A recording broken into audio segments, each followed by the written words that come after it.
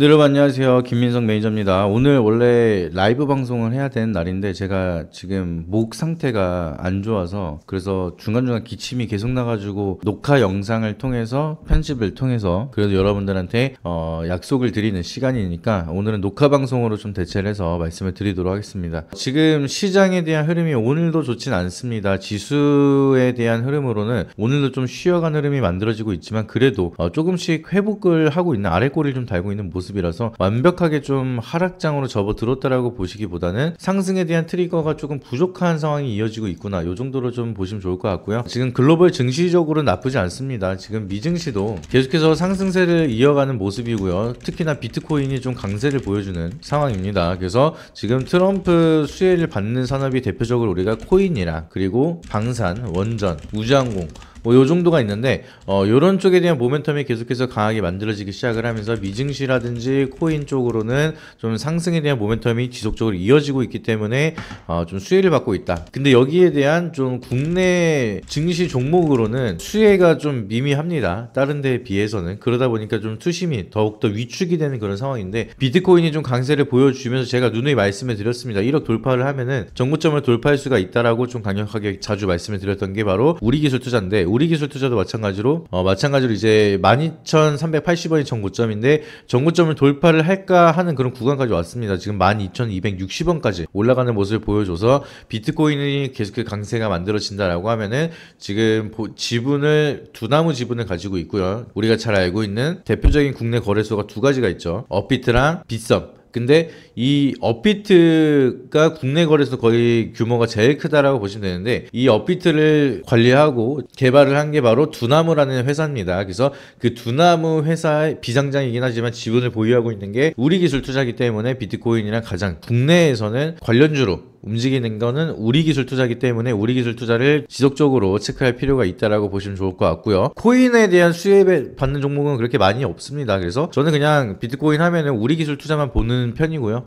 마찬가지 이제 뭐 금 얘기 나오면은 트레이딩으로는 엘컴텍 바로 그냥 우리가 튀어나올 수 있는 것처럼 비트코인 하면은 바로 이제 우리기술투자가 생각이 나셔야 됩니다. 그래서 그 정도에 대한 상징성이 있기 때문에 코인 관련된 모멘텀이 움직여진다라고 하면은 비트코인으로는 우리기술투자 위지트도 있긴 한데 보통 올라가면은 우리기술투자가 더 강한 기대중위를 보여주기 때문에 우리기술투자가 대장주다. 블록체인 기술을 통해서도 이제 갤럭시아 그룹주들도 있는데 요것들보다는 아까 말씀드렸던 것처럼 우리기술투자가 힘이 가장 좋다라고 말씀드렸죠. 그래서 이렇게 관련주들 블록체인이라든지 STO 쪽으로 연관돼서 보는 그런 기업들도 있지만 결국에는 비트코인만 본다라고 하면은 우리기술투자가 가장 기대중률이 많이 만들어주는 대표적인 종목이다라고 보시면 좋을 것 같고요. 결국에는 시장이 이거를 말씀드리는 이유가 트럼프 수혜를 받는 기업들에 대한 포커스가 지속적으로 맞춰지고 있다라는 거를 우리가 놓치시면 안 됩니다. 그래서 다양한 산업으로 성장에 대한 모멘텀을 많이 끌고 가는 기업들이 굉장히 많지만 결과적으로 지금 시장은 트럼프에 집중을 하고 있는 상황이다라고 보시면 되겠고요. 그래서 트럼프 트레이드 종목 중에서도 좀 시장에 대한 각광을 받고 있는 그런 종목들을 우리가 좀 주목할 필요가 있다라고 보시면 되겠습니다. 그래서 특히나 이제 우선적으로 움직였던 게 바로 조선주죠. 조선주 쪽으로 먼저 모멘텀이 만들어지기 시작을 하면서 한국에 대한 도움이 필요하다라고 먼저 러브콜을 만들어주면서 이제 조선주에 대한 기대감이 더욱더 커졌던 그런 상황이었었는데 지금은 오늘 같은 경우는 좀 조정을 받고 있지만 아주 강한 이렇게 돌려 세우는 이런 수급이 들어오면서 좋은 흐름들이 많이 만들어졌죠. 그래서 조선주도 우리가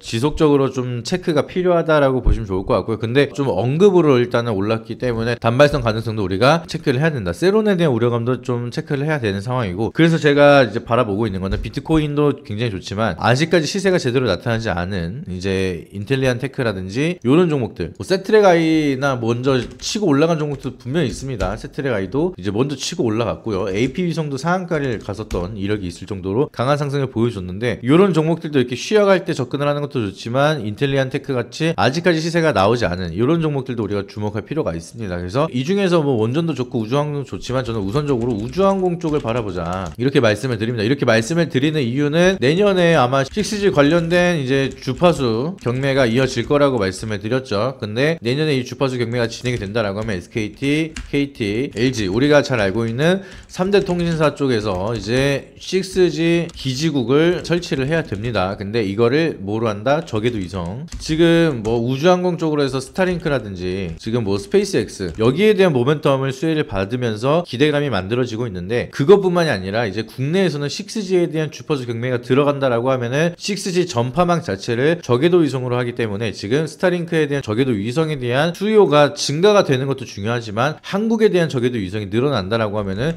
국내 기업에 대한 수혜가 가장 클 수밖에 없겠죠. 이제 스타링크라든지 뭐 이런 모멘텀이 만들어진다 하더라도 주로 올라가는 거는 미국에 대한 기업들이 먼저 올라갈 거고 이제 국내 기업들은 그냥 약간 따라가는 그런 시세가 나올 것 같은데 이제 내년에 이제 6G에 대한 주파수 경매라든지 이런 게 만들어지기 시작을 하면서 저궤도 위성에 대한 모멘텀이 좀 더 커진다. 인프라가 커진다. 그러면은 위성용 안테나라든지 위성용 이제 단말기 이런 기술을 가지고 있는 기업들에 대한 모멘텀이 더욱더 커질 수 있겠죠. 근데 위성용 안테나 같은 경우에는 이제 인텔리안 테크가 이제 대표적으로 우리가 알고 있는 거고요. 위성용 단말기 같은 경우에는 AP위성 이게 대표적으로 이제 사업을 영위하고 있는 대표적인 기업이다라고 보시면 되겠습니다. 그래서 국내에 직접적으로 수혜를 받는 거는 AP위성하고 인텔리안 테크는 빼놓으시면 안 된다라고 기억을 하시면 좋을 것 같습니다. 그래서 위성 쪽으로 제가 모멘텀을 봤을 때는 뭐 시세 같은 경우에는 움직이는 핸들링을 누가 하는지 그리고 모멘텀이 누가 있고 차트가 어떻게 만들어지고 시가총액이 어떤 게 더 가볍고 그런 거에 따라서 좀 기대 수익률을 먼저 치고 올라갈 수는 있겠지만 그래도 제대로 된 수혜를 받으면서 실적에 대한 모멘텀으로 좀 지속성 있게 끌고 가는 그런 종목 같은 경우에는 제가 봤을 때 인텔리안 테크랑 AP위성은 반드시 좀 바라보셔야 된다 이렇게 기억을 하시면 좋을 것 같습니다. 그 중에서 인텔리안 테크보다는 AP위성이 좀 등락폭은 강하기 때문에 뭐 트레이딩 관점으로는 AP위성 그리고 좀 모아가는 전략으로는 인텔리안 테크 이런 차이로 좀 지켜보셔도 좋다라고 말씀을 드리고요. 그러면은 지금 일론 머스크가 이제 굉장히 줄을 잘 섰기 때문에 트럼프에 대한 수혜를 받을 거다라고 하면서 스페이스 X에 대한 기대가 커지고 있는데 그럼 당연히 테슬라에 대한 기대감도 커질 수밖에 없겠죠. 그렇기 때문에 테슬라가 최근에 주가가 많이 상승을 하면서 정부에 대한 수혜를 받고 빠르게 성장을 한다라고 하면은 지금 다른 뭐 포드라든지 뭐 BM, 토요타 뭐 여러 가지 전기차를 판매하는 기업들이 있을 텐데 테슬라가 정부에 대한 보조 지원금 때문에 이런 기업들이 살아남아서 굉장히 안 좋았다라고 얘기를 하고 있습니다. 이제 증권가에서 바라보는 시각이 이제 테슬라 같은 경우에는 이제 정부 정책을 보조금이 없었다면 테슬라가 독점을 하면서 전기차 시장을 더 빨리 키웠을 텐데 정부에서 이제 보조금을 주니까 뭐 포드라든지 BM, 토요타 이런 다른 기업에 대한 전기차들이 어느 정도 팔리기 시작을 하면서 살아남았다라는 거예요. 그렇기 때문에 이제 전기차 보조금에 대한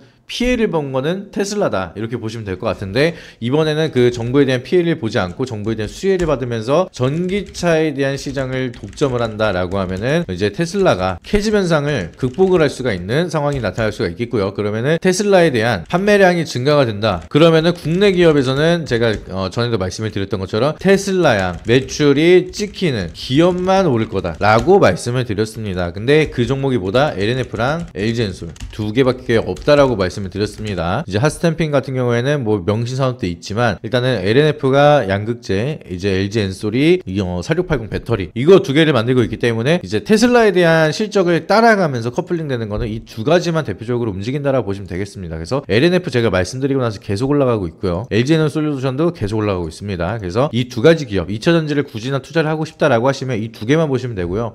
지금 뭐 포스코 퓨처엠이라든지 이런 것도 이제 뭐 오늘은 올라가고 있지만 사실상 이제 악재가 나타날 가능성이 있습니다. 에코프로 BM도 그렇고 주가 측면에서 두 개가 이 두 종목은 이제 LNF랑 LG솔루션이랑 추세를 돌리는 애들이랑은 좀 다른 차트죠. 계속해서 아래로 좀 방향성을 만들고 있는데 왜냐하면은 얘네들은 테슬라에 대한 의존도를 벗어나기 위해서 밸류체인을 만들어 놨단 말이에요. 근데 LNF랑 LG엔솔은 이제 테슬라에 대한 의존도가 너무 높다라고 해서 얘네들이 바닥에서 이렇게 올라가고 있을 때 LG에너솔루션은 그렇게 많이 못 올라갔죠. 그래서 수급이 거의 뭐 에코프로라든지 이런 쪽으로 다 쏠렸었는데 이제는 그 수급들이 LG엔솔이랑 LNF에 쏠려야 되는 상황이라서 이제 2차전지에 대한 투자를 하겠다라고 하시면은 요 두 종목만 보시면 된다라고 말씀을 드리는 겁니다. 그래서 2차전지 관련된 기업 LNF랑 LG에너지솔루션 보라고 말씀을 드렸고요. 항공위성 쪽으로는 지금 인텔리안 테크랑 AP위성 그리고 비트코인 관련해서는 우리기술 투자 요것만 보라고 말씀을 드렸기 때문에 제가 체크드리는 종목들 지속적으로 관심 있게 바라보시면서 타점을 잘 고려해서 매매를 하신다라고 하면 좋은 결과 있을 거라고 말씀을 드리고요. 하단에